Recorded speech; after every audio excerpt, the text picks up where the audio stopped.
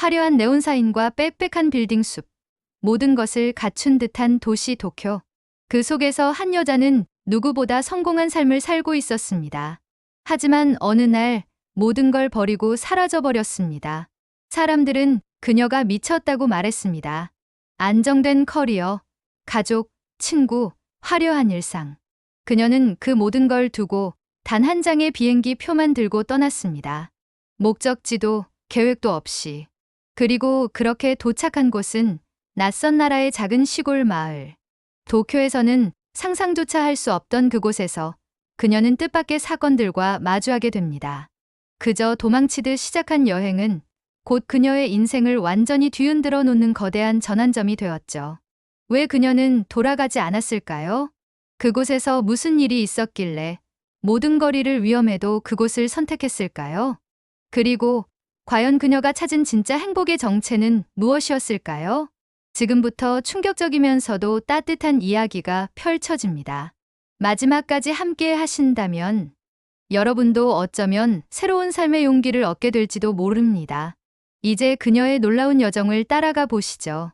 잠깐 1초만 투자해서 좋아요와 구독 눌러주시면 영상 제작에 큰 도움이 돼요. 안녕하세요. 저는 일본 도쿄에서 태어나고 자란 아키코라고 합니다. 이렇게 저의 개인적인 이야기를 누군가에게 고백하는 것은 처음이라 손끝이 떨리고 가슴이 꽉 막히는 듯한 기분이 듭니다. 하지만 더 이상은 혼자서 감당할 수 없어서 이렇게 용기 내어 사연을 보냅니다.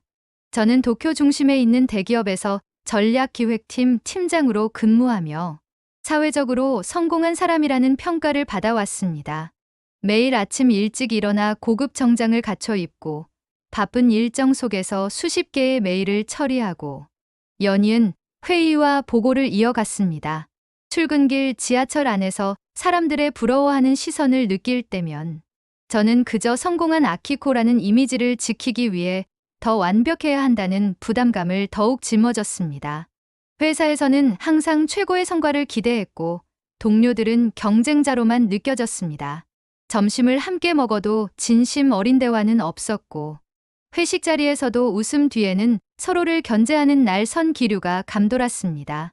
저는 그런 분위기 속에서 점점 더 단단한 가면을 쓰게 되었고 제 감정은 서서히 마비되어 갔습니다. 주말에도 집에서 보고서와 전략 문서를 검토하며 시간을 보냈습니다. 부모님과 친구들은 아키코, 조금은 쉬어가야 하지 않겠니? 라고 말했지만 그 말마저도 저에게는 귀찮은 잔소리처럼 들렸습니다. 이 정도 노력은 당연한 거야. 더 올라가야 해. 멈추면 끝장이야. 이런 생각만이 머릿속을 가득 채우고 있었습니다.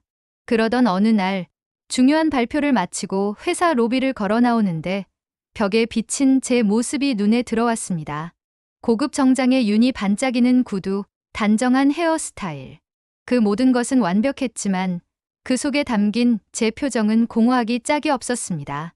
눈동자는 흔들리고 입가에는 억지로 붙여둔 웃음만이 남아 있었습니다. 그 순간 마치 심장에 날카로운 바늘이 찔린 것처럼 숨이 막혀왔습니다.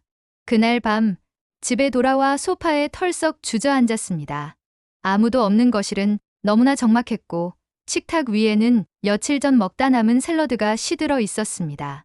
창밖으로는 봄비가 조용히 내리고 있었는데 그 빗소리가 오히려 제 가슴을 더 무겁게 짓눌렀습니다. 저는 도대체 왜 이렇게 살고 있는 걸까요? 언제부터 행복이라는 단어를 잊어버렸을까요? 이런 질문들이 머릿속을 파고들며 저를 옥죄었습니다.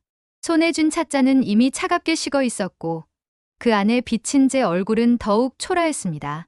그때 문득 어린 시절이 떠올랐습니다.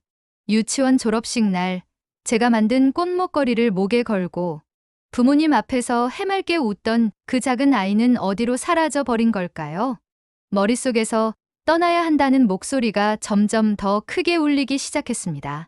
처음에는 그저 스쳐 지나가는 생각이라 생각했지만 시간이 지날수록 그 소리는 저를 압도했습니다. 결국 저는 노트북을 닫고 한참 동안 손끝이 하얗게 될 때까지 주저하다가 비행기 티켓을 예약했습니다. 행선지는 한국의 한적한 시골 마을이었습니다. 이유도 계획도 없었습니다. 다만 저를 알아보는 사람도 평가하는 사람도 없는 곳으로 가고 싶었습니다. 회사에는 긴급 휴가라고만 보고했고 가족에게는 잠깐 마음을 정리하고 오겠다고 이야기했습니다. 출발 전날 밤 가방을 싸는데 눈물이 멈추지 않았습니다. 가방에는 몇 벌의 옷과 소설책 한 권, 그리고 작은 수첩 하나뿐이었습니다. 수첩 첫 장에는 저는 행복하고 싶습니다라는 문장이 적혀 있었습니다. 그 문장을 쓰고 나서야 제 진심을 처음 마주한 기분이 들었습니다. 비행기 안에서 처음 마신 공기는 너무 낯설고 차가웠습니다. 하지만 동시에 그 차가움 속에 담긴 자유는 제 가슴을 뛰게 했습니다. 구름 바다를 바라보며 저는 숨죽여 울었습니다. 그 눈물 속에는 두려움과 후회, 그리고 아주 작은 희망이 함께 섞여 있었습니다. 이 선택이 틀렸다면 어떻게 될까? 돌아갈 곳이 없어진다면? 지금까지 쌓아온 모든 것을 잃으면? 이런 질문들이 연이어 터져 나왔지만 제 안의 목소리는 여전히 단단했습니다. 괜찮아. 이번만큼은 진짜 나를 위해 살아보자. 그렇게 저는 도쿄의 높은 빌딩 숲을 떠나 한적한 시골 마을로 향했습니다. 차가운 공기와 부드러운 햇살, 그리고 한국이라는 새로운 공간이 제게 어떤 변화를 가져올지 전혀 알 수 없었지만 한 가지만큼은 분명했습니다. 저는 그 순간 제 인생에서 처음으로 제 자신을 위한 선택을 하고 있었습니다. 지금 이 순간에도 저는 아직 그 여정의 한가운데에 서 있는 것 같습니다. 혹시 이 글을 읽는 분들 중 한 번이라도 지금 이 길이 맞는 걸까? 라고 고민해 본 적이 있으신가요? 그렇다면 부디 제 이야기를 끝까지 들어주셨으면 좋겠습니다. 그리고 함께 제 여정을 지켜봐 주세요. 도쿄의 바쁜 회색 도심에서 벗어나 처음 발을 디딘 한국의 작은 시골 마을은 마치 오래된 동화책 속 한 장면처럼 느껴졌습니다. 버스 창밖으로 보이는 끝없이 펼쳐진 논과 그 사이사이에 서 있는 허수아비, 담장 위를 기어오르는 초록 경굴은 저를 순식간에 다른 세상으로 데려간 듯했습니다. 정류장에 도착해 버스 문이 열리는 순간 제 귀에 먼저 들어온 것은 시끄러운 경적 소리도 급한 발걸음도 아닌 부드러운 바람 소리였습니다. 버스 계단을 내려서자마자 따뜻한 공기가 제 얼굴을 감싸 안았습니다. 한 발 한 발 내디딜 때마다 발밑 흙길의 부드러운 감촉이 전해져 왔습니다. 손에 쥔 작은 여행 가방이 무겁게 느껴졌지만 동시에 마음 한구석은 가벼워졌습니다. 버스가 떠난 뒤 저는 마을 입구에 홀로 서 있었습니다. 어디로 가야 할지, 누구에게 말을 걸어야 할지 몰라서 주변을 두리번거렸습니다. 그때 마을 한쪽에서 검은 고무신을 신고 천천히 걸어오시는 할머니 한 분이 제 시야에 들어왔습니다. 머리는 하얗게 세웠지만 걸음걸이는 놀라울 만큼 단단했습니다. 할머니는 제 모습을 한참 동안 바라보시더니 살포시 웃음을 지으셨습니다. 어이구, 어디서 왔소? 일본 사람 맞소?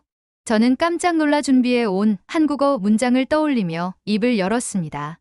저 일본 혼자 여행 왔습니다. 말이 끝나자마자 할머니는 큰 소리로 허허허 하고 웃으셨습니다. 그러더니 천천히 제 손목을 잡으셨습니다. 그 순간 저는 긴장이 스르륵 풀리며 알 수 없는 안도감이 밀려왔습니다. 할머니는 손짓으로 따라오라는 신호를 보내셨습니다. 저는 얼떨결에 그 뒤를 따르며 휴대폰을 꺼내 번역 앱을 켰습니다. 할머니가 걸으면서 중얼거리시는 말씀들이 앱에 하나씩 찍혀 나왔습니다. 혼자 와서 무섭진 않소. 배는 고프지 않소. 용감한 아가씨구먼. 번역된 문장을 보자 저도 모르게 피식 웃음이 나왔습니다. 좁은 골목길에는 담벼락마다 화려한 벽화가 그려져 있었습니다. 파란 하늘 아래 펄럭이는 빨래, 옥수수, 찾는 냄새, 지나가는 아이들의 웃음소리가 한데 어우러져 마치 한 폭의 따뜻한 풍경화 같았습니다. 일본에서는 한 집 건너 하나씩 담장을 세우고 서로 얼굴도 모르는 경우가 많았는데 이곳은 골목 하나에도 수많은 이야기가 살아 있었습니다. 할머니는 집집마다 아는 얼굴들을 보자 멈춰 서서 손을 흔드셨습니다. 어떤 아주머니는 할머니, 손님이랑 같이 왔어요? 라고 물으셨고 저는 황급히 고개를 숙여 인사했습니다. 할머니는 저를 자랑스럽게 가리키며 무언가를 말씀하셨습니다. 휴대폰 번역기로 보니 이 아가씨 일본에서 혼자 왔대요. 대단하지 않소? 라는 문장이 떠올랐습니다. 마을 사람들의 시선은 호기심과 반가움이 뒤섞인 따뜻한 눈빛이었습니다. 저는 얼굴이 빨개져 고개를 숙였지만 마음 한편이 묘하게 간질거렸습니다. 도시에서 늘 느끼던 냉담한 시선과는 전혀 달랐습니다. 할머니가 저를 데리고 도착한 곳은 작은 민박집이었습니다. 낮은 기와 지붕과 나무문, 화분 가득한 마당이 한눈에 들어왔습니다. 마당에는 마치 무대 배경처럼 빨래가 바람에 흔들리고 있었습니다. 그 평화로운 모습에 숨이 멎는 듯했습니다. 할머니는 저를 부엌으로 데리고 가더니 큰 냄비에서 된장국을 한 그릇 퍼주셨습니다.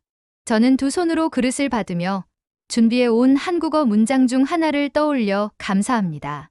잘 먹겠습니다. 라고 말했습니다. 할머니는 잠시 놀란 표정을 짓더니 곧장 환하게 웃으며 제 손등을 토닥여 주셨습니다. 그 따뜻한 손길에 저도 모르게 눈가가 젖었습니다. 며칠이 지나면서 저는 조금씩 마을의 생활에 적응해 갔습니다. 장터에 가면 할머니가 저를 자랑하듯 소개하셨습니다. 어떤 아주머니는 제 손에 갓 구운 전을 쥐어주며 많이 먹어 라고 하셨습니다. 저는 서툰 한국어와 번역기를 번갈아 사용하며 정말 맛있습니다 라고 대답했습니다. 그러면 모두들 제 등을 두드리며 크게 웃어 주셨습니다. 이 마을 사람들은 음식을 함께 나누고 서로를 자연스럽게 챙기는 모습이 일상이었습니다. 식탁에는 항상 반찬이 넘쳐났고 밥그릇이 비어 있으면 곧장 누군가가 더 채워주었습니다. 도시에서 혼자 편의점 도시락을 먹으며 울컥하던 기억이 떠올랐습니다. 그 순간 마음 깊은 곳에서 뜨거운 무언가가 올라왔습니다. 저녁이면 할머니와 함께 마당 평상에 앉아 별을 바라보았습니다. 할머니는 하늘을 가리키며 무언가를 말씀하셨는데 저는 휴대폰으로 번역된 문장을 읽으며 저 별은 우리 아들이 좋아했지라는 말을 보고 가슴이 뭉클해졌습니다. 말은 통하지 않아도 그 짧은 문장 속에 담긴 이야기와 그리움이 고스란히 느껴졌습니다. 마을은 믿기 어려울 만큼 깨끗했습니다. 어디를 걸어도 쓰레기 하나 보이지 않았고 밤에도 안전하게 걸을 수 있었습니다. 도쿄에서는 밤길을 걸을 때 늘 핸드백을 움켜쥐었지만 이곳에서는 아이들이 밤늦게까지 골목에서 술래잡기를 하고 있었습니다. 저는 그 모습을 보며 처음으로 진짜 자유와 평화를 느꼈습니다. 어느 날 밤 저는 작은 노트에 손으로 여기서 더 살고 싶습니다 라고 적어 할머니께 보여드렸습니다. 할머니는 눈가가 붉어지더니 제 손을 꼭 잡고 한참을 바라보셨습니다. 그 눈빛 속에 담긴 따뜻함은 그 어떤 말보다 큰 위로였습니다. 이곳에서 저는 대한민국을 다시 생각하게 되었습니다. 서로를 아끼고 함께 나누는 공동체 정신, 그리고 음식 하나에도 담겨있는 정성과 손맛. 도쿄에서 잃어버린 감정과 웃음을 별 생각 없이 떠나온 이 마을에서 다시 찾게 될 줄은 꿈에도 몰랐습니다. 마을에서 지낸 지 어느덧 한 달이 넘어가자 저는 점점 더 이곳의 삶에 스며들었습니다. 아침마다 부엌에서 들려오는 된장국 냄새, 할머니가 부르는 부드러운 음성, 그리고 골목을 뛰어다니는 아이들의 웃음소리가 이제는 제 하루를 여는 자연스러운 음악처럼 느껴졌습니다. 그러던 어느 날 일본에서 전화가 걸려왔습니다. 화면에는 회사 상사의 이름이 떠 있었습니다. 손에 묻은 흙을 제대로 닦기도 전에 전화를 받자 차가운 목소리가 들려왔습니다. 아키코 씨, 도대체 어디 있는 겁니까? 본사에서 당신을 찾고 있습니다. 글로벌 프로젝트 총괄직 제안이 들어왔습니다. 이건 당신 인생의 한 번뿐인 기회예요. 그 말은 마치 차가운 바람처럼 제 가슴을 스쳤습니다. 저는 대답을 하지 못한 채 땅만 바라보았습니다. 전화를 끊은 뒤에도 귓가에는 여전히 그 목소리가 울리고 있었습니다. 며칠 뒤 어머니에게서도 영상통화가 왔습니다. 화면 속 어머니의 얼굴은 눈물로 가득했습니다. 아키코 왜 그렇게 멀리 가버렸니? 너 없이 집이 너무 허전해. 돌아와서 다시 시작하면 되잖니. 가족은 언제나 내 편이야. 어머니의 흐느낌은 마치 바늘처럼 제 마음을 찔렀습니다. 민박집 작은 방에서 저는 한참 동안 이불을 붙잡고 흐느꼈습니다. 그러던 어느 날 예상치 못한 손님이 마을에 도착했습니다. 제 가장 친한 친구 한나코였습니다. 하나코는 저를 보자마자 달려와 두 팔로 끌어안으며 울었습니다. 아키코, 미쳤어? 왜 여기에 있는 거야? 다들 걱정하고 있어. 우리 돌아가자, 제발. 하나코의 손끝은 떨리고 있었고 그 간절함은 제 심장을 조여왔습니다. 그러나 마을 사람들은 하나코를 마치 오랜 친구처럼 따뜻하게 맞아주었습니다. 할머니는 직접 끓인 뜨끈한 국을 한 그릇 떠서 하나코 앞에 살포시 내밀며 손짓으로 같이 먹자라고 하셨습니다. 처음에 하나코는 당황한 표정으로 고개를 저으며 손사래를 쳤습니다. 아, 괜찮아요. 저는. 하지만 할머니는 부드러운 미소를 지으며 국을 다시 하나코 쪽으로 살짝 밀어주셨습니다. 잠시 망설이던 하나코는 조심스럽게 국을 한 숟갈 떠 입에 넣었습니다. 따뜻하고 구수한 국물이 혀를 감싸자 하나코의 얼굴에는 놀람과 동시에 천천히 피어오르는 미소가 번졌습니다. 이거 너무 맛있어. 할머니는 그 말을 듣고 크게 웃으시며 하나코의 등을 가볍게 두드려 주셨습니다. 그 순간 하나코의 경계심은 서서히 무너지기 시작했습니다. 그날 저녁 마을 사람들은 하나코를 위해 작은 식탁을 차렸습니다. 장터 아주머니는 방금 담근 김치를 내오고 아이들은 하나코의 손을 잡고 골목을 함께 뛰어다녔습니다. 처음에는 어색하고 긴장되었던 하나코의 표정은 점점 풀어지고 어느새 아이들과 함께 웃음을 터뜨리며 달리고 있었습니다. 며칠 동안 머무는 동안 하나코는 매일 아침 할머니가 차려준 따뜻한 된장국을 맛보며 이 국 매일 먹고 싶어라고 중얼거렸습니다. 마을 장터에 가서는 아주머니들이 내민 나물을 맛보고 이건 뭐예요? 라고 묻기도 했습니다. 아주머니들은 손짓과 몸짓으로 설명해 주었고 하나코는 그 모습을 보며 쑥스러운 듯 웃었습니다. 어느 날 밤 하나코는 제 방에 들어와 조용히 말했습니다. 아키코, 처음에는 정말 널 억지로라도 데려가려고 했어. 그런데 여기 사람들 너무 따뜻하고 뭔가 잊고 있던 걸 느끼게 돼. 내가 왜 여기 있고 싶어 하는지 이제야 조금 알 것 같아. 그 말을 듣자 저는 갑자기 눈물이 쏟아졌습니다. 하나코도 함께 울면서 제 손을 꼭 잡아 주었습니다. 마지막 날 마을 축제가 열렸습니다. 아이들은 저와 하나코의 손목에 손수 만든 꽃팔찌를 차아 주었고 할머니는 절임 음식과 장아찌를 한 접시에 담아주며 같이 먹어봐요 라고 손짓하셨습니다. 하나코는 그 음식을 바라보다가 작은 목소리로 중얼거렸습니다. 이 음식 일본과 한국이 같이 담겨 있네. 너와 정말 닮았다. 저는 조용히 하나코를 바라보며 속삭였습니다. 미안해 하지만 난 여기 남고 싶어. 여기서 진짜 나를 찾았어. 하나코는 한참 동안 아무 말 없이 제 눈을 바라보다가 마침내 눈물을 닦으며 웃었습니다. 그래, 내가 행복할 수 있다면 그걸로 돼. 어디서든 넌 내 소중한 친구야. 그제야 제 안에 가장 무겁게 자리 잡고 있던 돌덩이가 사라지는 듯했습니다. 하나코는 마지막 순간까지 제 손을 꼭 잡고 마을 사람들과 함께 둥글게 원을 만들어 춤을 추었습니다. 아이들이 하나코 언니, 아키코 언니라고 부르며 뛰어왔고 모두의 웃음은 밤하늘의 별처럼 반짝였습니다. 그날 밤 하나코와 저는 평상에 앉아 별을 바라보았습니다. 하나코는 고개를 들어 밤하늘을 가리키며 말했습니다. 도쿄에서는 이렇게 별이 잘 안 보였지. 여긴 정말 다르구나. 저는 작은 목소리로 대답했습니다. 응, 여기선 모든 게 다 보여. 그리고 나도 이제야 내 안을 제대로 볼 수 있게 됐어. 하나코는 마지막으로 제 손을 꽉 잡고 다시 만나자. 언제든 어디서든 넌 내 친구야. 라고 말했습니다. 그 말은 그 어떤 긴 설명보다 깊은 응원과 이해가 담겨 있었습니다. 그 순간 저는 다시는 돌아갈 수 없는 선택을 했다는 것을 알았습니다. 하지만 그 선택 속에는 그 어떤 성공보다 값진 자유와 따뜻함, 그리고 진짜 제 자신이 있었습니다. 마을 축제가 끝난 다음 날 아침, 저는 할머니와 함께 부엌에서 아침 준비를 도왔습니다. 할머니는 땀을 닦으며 제게 손짓으로 이제는 너도 다 할 수 있네라고 하셨습니다. 그 말을 들은 순간 저는 조용히 웃으며 손에 묻은 된장을 바라보았습니다. 한 달 전만 해도 상상조차 못했던 풍경이었습니다. 하나코는 그날 저녁 일본으로 돌아가야 했습니다. 민박집 마당에서 마지막 인사를 나누는 순간 저는 눈물이 쏟아질 것만 같아 하나코의 얼굴을 쳐다볼 수 없었습니다. 그러나 하나코는 부드럽게 미소 지으며 제 손을 꽉 잡았습니다. 아키코, 내가 행복한 모습 보니 이제 마음이 놓여. 언제든 그리울 땐 연락해. 너는 어디 있어도 내 친구야. 그 말을 듣자마자 저는 눈물이 왈칵 쏟아졌습니다.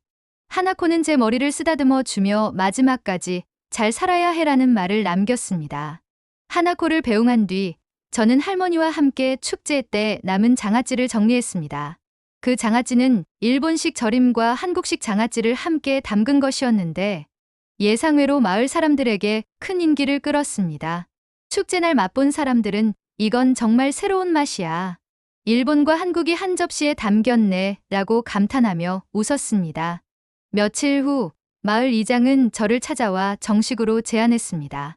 아키코 씨, 이 장아찌를 우리 마을 특산품으로 만들어 보면 어떻겠소? 우리 마을 이름을 걸고 팔면 좋겠네. 그 말을 듣고 저는 한참 동안 아무 말도 할 수 없었습니다. 그저 마음 깊은 곳에서부터 울컥하는 감정이 올라왔습니다. 저는 조용히 고개를 끄덕였습니다. 그 순간 제 마음이 이 마을에 단단히 자리 잡았다는 것을 온몸으로 느낄 수 있었습니다. 그날 저녁 할머니와 마을 사람들은 작은 잔치를 열어주셨습니다. 아이들은 저를 향해 아키코 언니라고 부르며 달려왔고 어른들은 한 잔씩 막걸리를 따라주며 이제는 진짜 식구야 라고 외쳤습니다. 저는 그 자리에서 한없이 웃고 또 울었습니다. 밤이 깊어지자 할머니와 저는 마당 평상에 나란히 앉아 별을 올려다보았습니다. 할머니는 조용히 제 손을 잡고 말씀하셨습니다. 사람이 어디서 태어났는지가 중요한 게 아니에요. 어디서 마음을 두느냐가 더 중요한 거지. 저는 그 말을 듣고 고개를 끄덕이며 작은 목소리로 속삭였습니다. 저는 이제 여기서 살고 싶습니다. 그 말을 들은 할머니는 천천히 고개를 끄덕이시더니 제 손을 꼭 잡아주셨습니다. 저는 그 손에 담긴 무한한 사랑과 응원을 온몸으로 느꼈습니다. 봄이 깊어갈수록 마을은 더욱 생기로 가득했습니다. 아이들은 논두렁에서 뛰어놀았고 어른들은 밭이라며 흥얼흥얼 노래를 불렀습니다. 그 풍경 속에서 저는 작은 텃밭에 첫 씨앗을 심었습니다. 손가락 끝에 느껴지는 흙의 감촉이 이렇게 따뜻할 줄은 몰랐습니다. 며칠 후 저는 마을 주민들 앞에서 조용히 제 결심을 전했습니다. 저는 여기 남겠습니다. 이곳에서 여러분과 함께 살고 싶습니다. 그리고 이 장아찌를 마을의 대표 음식으로 만들고 싶습니다. 사람들은 놀란 얼굴로 저를 바라보다가 곧 모두가 환한 미소를 지었습니다. 할머니는 제 어깨를 감싸 안으며 그래야지 우리 마을 딸내미라고 외쳤습니다. 그 순간 저는 마침내 진짜 제자리를 찾았다는 확신이 들었습니다. 화려한 도쿄의 빌딩과 높이만을 쫓던 제 지난날은 더 이상 중요하지 않았습니다. 이제는 제 안의 작은 행복, 함께 밥을 나누는 기쁨, 손을 맞잡는 따뜻함이 가장 소중한 가치가 되었습니다. 며칠 뒤 마을 아이들은 여전히 저를 아키코 언니라고 부르며 달려왔습니다. 처음보다 훨씬 더 반갑고 친근한 목소리였습니다.